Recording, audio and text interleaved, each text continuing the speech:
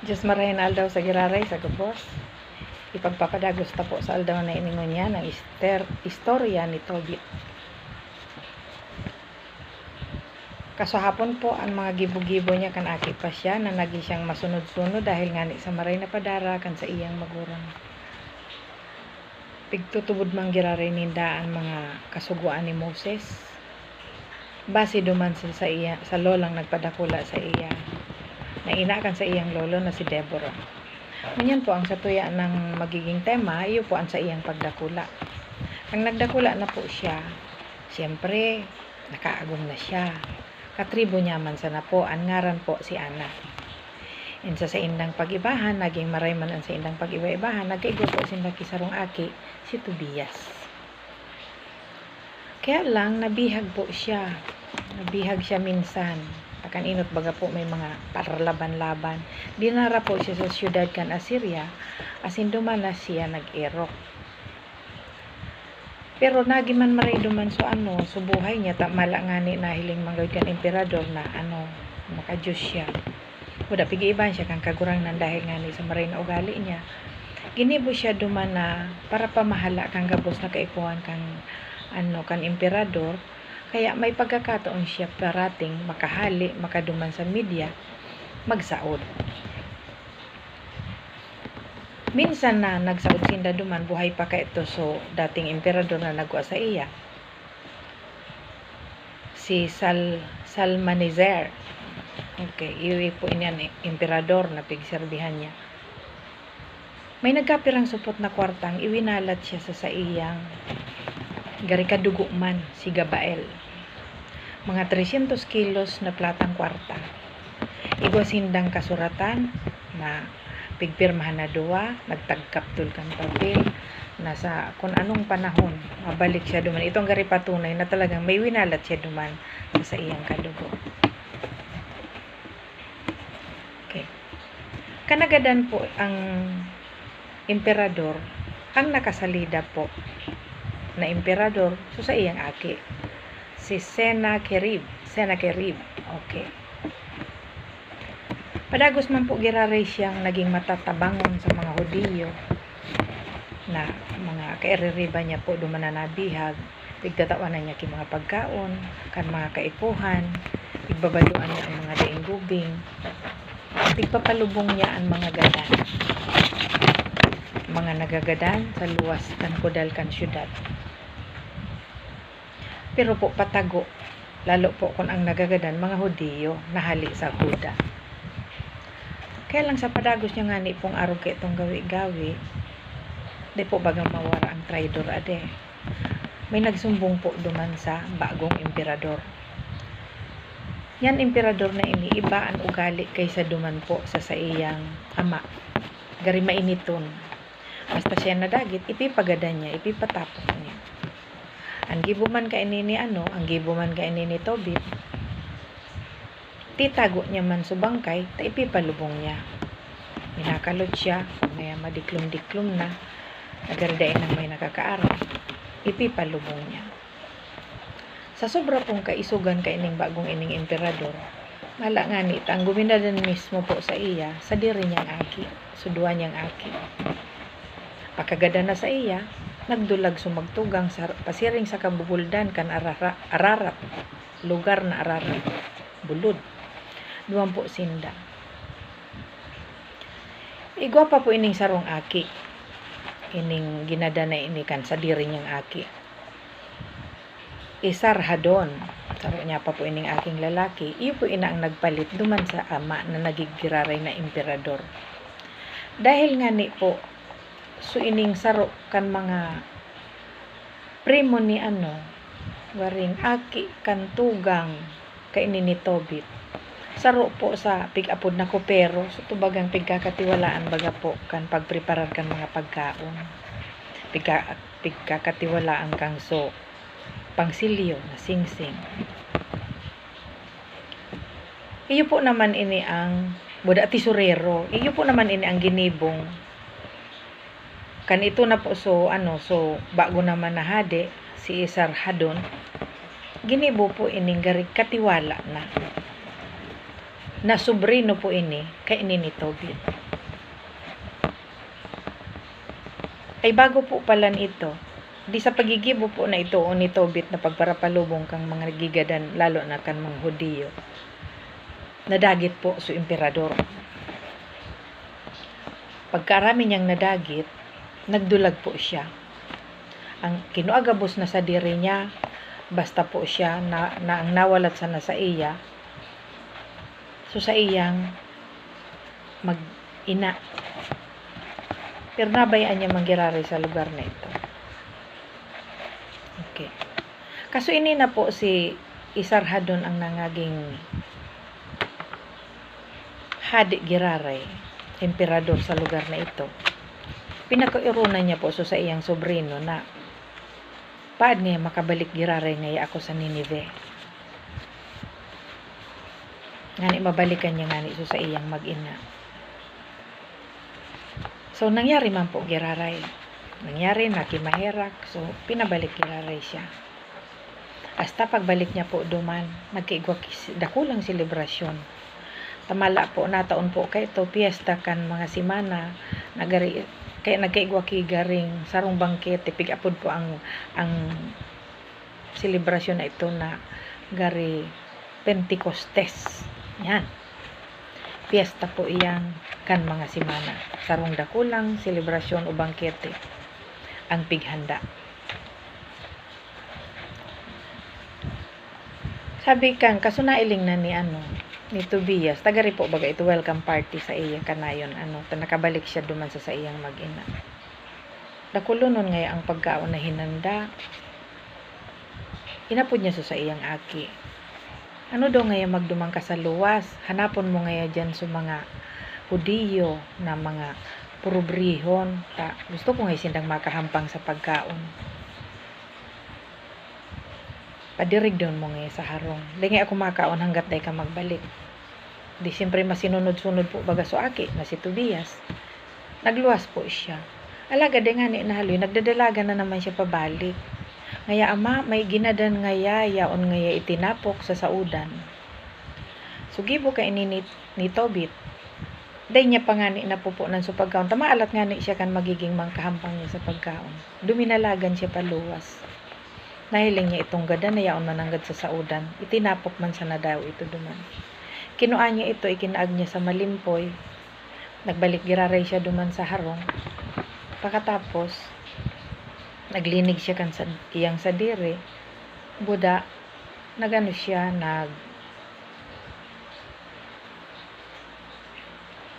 nagkaon kidiit. Sinaway man siya kan sa iyang mga kan sa iyang mga kahimanwa. Tinapo ka na ngayang ngani baga dati dahil ngay sa ugali mo yan na nakikiaram ka magparapan lubong kan mga nagagadan. Dapat ngay ko ta demo na inulit. Pagkabanggi po, nagsulo-sulo siya duman sa may kudal.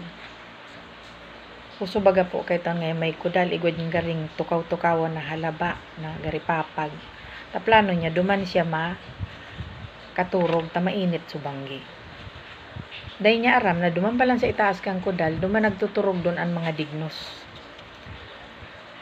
Kan siya po nakahigda na, bigla na lang may uminiripot na mga dignos. Eksaktong tuminama sa iyang mata. Naiputan po ang sa iyang mata, asin nagiining garing mga kiskis sa ibabaw kan sa iyang mata. Nagparapabulong man po siya, maski sa insain nagkaabot po siyang parabulong, pero po mas lalong naglala hanggang sa nabutan na po siya. Inataman siya kan sa iyang sobrino na si Ahikar. So ito bang katiwala po kan emperador. Kiduang taon. Aday na nga siya makatrabaho nabutan na. Kaya lang naghali man po giraray ito, nagduman naman sa sarong lugar itong sa iyang sobrino. Dahil po nga ni sa pagtios, napiritan sa iyang agom si Ana na magtrabaho. Arog kan ibang mga babayi, nagahabol po sinlaki mga tela. Tapos pigdadara ninda duman sa gariamo ninda, pigbabayadan. Nauyonan man mga gibo ni Ana siguro sa kaugmahan, Sarong beses po kang nag-intriga siya dumangkan hinabol niya. Dinagdagan subayad sa iya kisarong kanding. Didaradara niya pa uli. Kaya lang itong kanding na ito, siyempre, may masabang ni nadangog po ni Tobit. Inapot siya. Sa ngaya hali ngaya ang kanding na iyan, nang habon ka?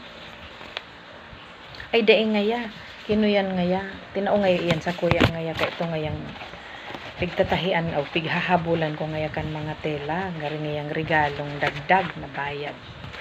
Ay daing ngaya, daing ako matubod. Dating sinabi ko ba ngay sa emong, day bali kita magutom, day kita pwedeng magkakan kihinabunan. Di nagrarason man so agom si Ana na day ko man ngayon gigibuhon. Totoo ngay ang pigsasabi ko. Nagkapasuway na suduha. Hasta day man minapadaog so agom na babae, talagang talagang totoo man na ito, day niya man hinabasan, tinao sa iya. Ngata ngayon, nalingawan mo na ngay, sabi niya duman kay Tobit. Lingaw mo na ngayon, na ika ngayon nga ni, matinao man, matinabang man. Lingaw mo na ngayon ito, gari siyang napasupog sa agom. Hasta po, diday sinda nagtiinuhan. Nagmuni-muni siya, nagparahibi. Biyuda ang nagsisigok-sigok kang paghibi. Hasta po, naisipan niyang magpangaji sa Diyos. So, gabos niya hinanakit, ilinuwas niya. Hasta, hinagad niya lugod sa Diyos na. Dahil naman sa nangay akong pakinabang, nabutan na ngaya ako. Tawanan mo na ngayon kipahingaluan. Gadanon mo na ngayon lugod ako. Dapat ngayon magadana ako. Diyo. Grabe so, pakimerat mo. Na, magadana sa nalugod siya. Bago po siya nagadan, pinaapod niya nga na sa iyang aki, si Tobias. Tapos, dakulon siyang mga pig. Dakulon siyang mga bilin, mga tugon. Na gusto ko ngaya, pag ako ngayon nagadan, tawanan mo ngayon, kimaninig yung lubong. Dahil mo ngaya pagpamundoon, galangan mo at tamanon mo nanggad ang sa imong ina hanggat buhay pa siya. Pag siya ngaya magadan, ilubong mo ngaya siya sa kataning ko. Permi mo ngayang giromdomon ang Diyos sa gabos na aldaw kan sa imong pagkabuhay. Mabuhay ka kimatanos, maging onesto, sa gabos nagigibuhon mo. Maging matinao ka ngaya, lalo na ngaya duman sa mga dukha. Magkakaigwa ka ngaya kay grasya. Sa tahaw kan mga kasakitan. Maglikay ka man ngaya sa mga karidsukan. Kung ika ngaya mag-agom ka ngaya sukat tribo ta. Sa kapag-arakian ta. Takita ngaya kapag arakian kay mga propeta. Dapat kadugo ta. Maray na babae. Kung ika man ngaya magpatrabaho, siguraduhon mo na bayadan mo urual daw ang trabaho ninda. Dahil mo pagpaagahan. Dai mo ngaya pagibuhon sa iba, ano man nahabo mong gibuhon ninda sa imo.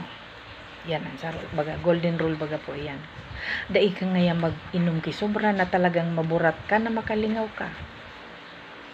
Pakakanon mo ang mga nagugutom, gubingan mo ang mga huba, tabangan mo ang mga dukha.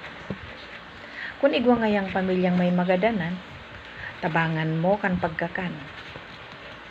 Kung medyo nadidipisilan ka, maghagad ka ngaya kihatol, advice sa mga madunong. Umawon mo pirmi ang kagurangnan sa gabos na maabot sa imong buhay. Tapos, di yun na po pag ito.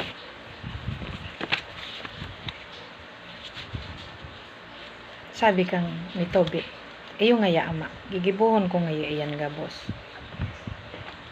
Pero ngaya pobrehon na baga ngaya kitangon yan. Siyempre nga kan nakatrabaho. So ina nagahabol man sana. Narumduman ni Tobit so winalat niyang kwarta. Duman sa iyang garing sobrino. Sabi niya, igwa ngaya palan akong winalat na kwarta. 20 taon na ang nakalihis. Kwaon mo ngaya ito. Ta ito ngayon magiging kabuhayan mo. Basta ngayang sunodon mo lang permi ang mahal na Diyos. Ang gabos nakarahayang gibuhon mo. Mas madagdag ang kayamanan mo. Day ka maghadit ngaya kan pagtios o kadukhaan. Ta permi ka nga antabayan kan kagurangan. Sabi ni Tobias, taano ko man ngay ito ngaya mama ko na day ko ngay nga ni aram ang lugar, lalong day ko man ngay ito midbid. Ay igwa ngaya kaming kasuratan na ginibo. Yaon ngay natatago po ko pa ngay sukaptul na papel, yaon man ngay sa iya sukaptul na papel. Ipahiling mo lang ngaya sa iya, ta itatao niya ngaya sa imo, itong iwinalat kong kwarta, nahaloy ng panahon, mala 20 years na. Pero ngaya, maghanap ka ngo na kitawo na makakaiba mo pasiring sa lugar na ito.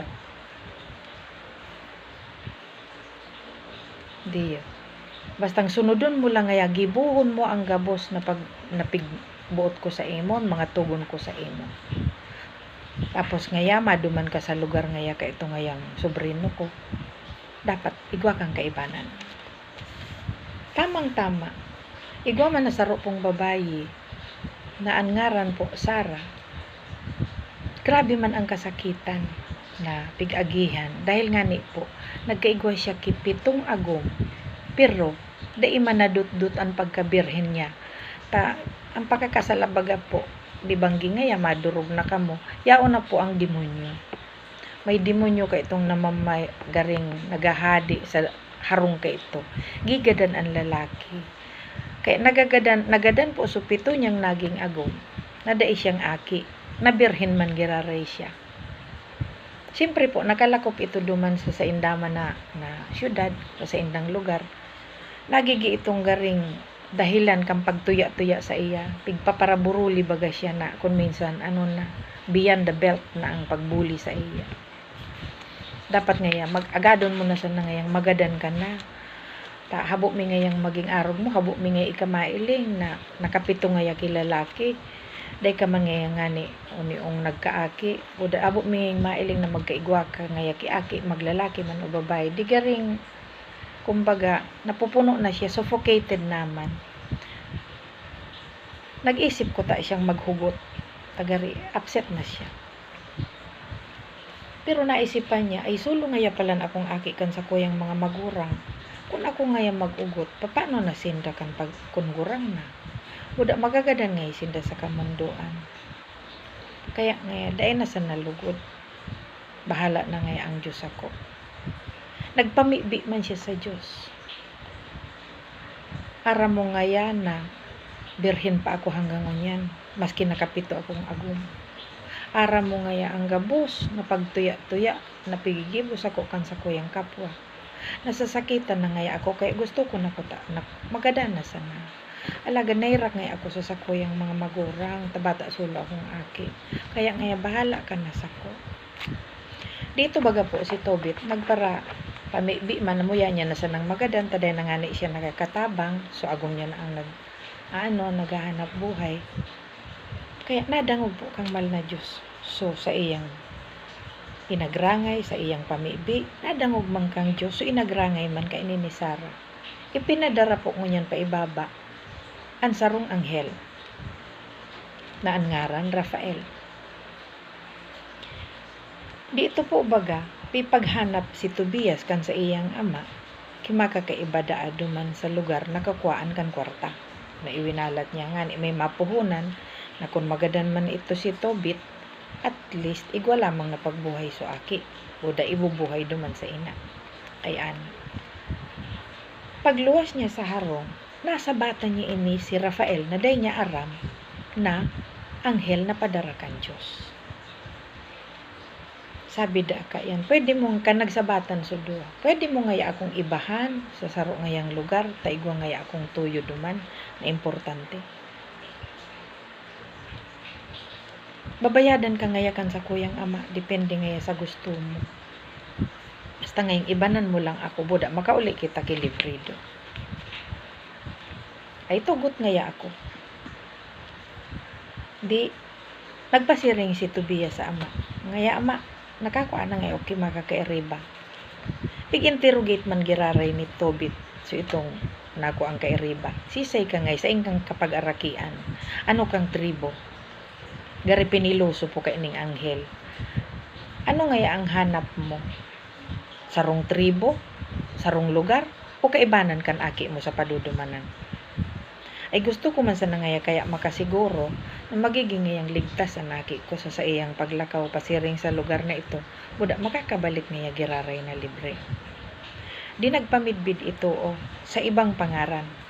Ako ngaya si Rafael na ali ngay sa kapag-arakian ni arog ka ini. Tobias ngayaan sa kuyang ama. Ay, Rafael ngayaan ngaran ko. Aki ngaya ako ni Ananias. Ay, dahil siya nagsabi pala na siya si Rafael. Asarias ngayaan ngaran ko. Aki ngaya ako ni Ananias. Nakadugo mo. Ay, kaso naaraman ito ni Tobit. Ay, kadugo ta ka pa ngaya pala. Kumbaga, welcome ka ngaya sa pamilya ko. So, ipagkakatiwala ko ngaya sa imo ang sa kuya ngayang. Aki, iibanan mo ngayon siya, tababayadan ta ka ngayakan maninigo na bayad sa imong pag-iba sa iya. Kung pirang aldaw ka mo makaabot man. Pero kwentado niya kung pirang aldaw ang pagbiyahe, pirang aldaw naman ang pagbalik. So, nangyari sa araw ka ito. Nangyari so, may kaibana na ito si Tobias sa pagduman sa lugar kan kamag-anakan ni kan sa iyang ama na si Tobit para kwaon so kayamanan kwarta na iwinalat 20 years ago. So sa kanyan po mga ate asin, mga kuya, mga nagdadangog po sa kuya, igdita po baga mapatunayan na ang sarong magurang maski ngani sa inlang maduman lalo kung magagadano na. Permi po may tugon sa mga aki na ang mga aki po dapat magtiwala man na magsunod na mo na sa magurang mas dakol ang naaraman. Naging mga sinunod-sunod ini po si Tobias bilang aki. Gabos na tinugon kan ama. Religiously pigsusunod niya. Ang gari po nakatouch naman duman sa kuya. Ito pong galangan, atamanon, day pagpamundoon ang sa imong ina. By the way, advance Happy Mother's Day po sa gabos na mga ina, gabos na mga naging ina, para po sa Domingo. Itinugon po sa aki. So, ina, atamanon, day pagpamundoon, sunodon. Magayon nun po na adal na lugod magibo pa kan mga kaakian tangonyan kan henerasyon tangonyan na dayng ibang ina sa mundo saro sana. So sa aga po giraray tapuson ta po ang biyahe niya, biyahe ni Tobias sa pagkuha kang kayamanan. Ano ang mga nangyari sa dalan? Ano ang mga nangyari? Nakabalik pa po siyang buhay sa iyang ama. Inabutan niya pa ang sa iyang ama na buhay pa. So sa aga po sa giraray tatapuson ta po ini. Salamat po.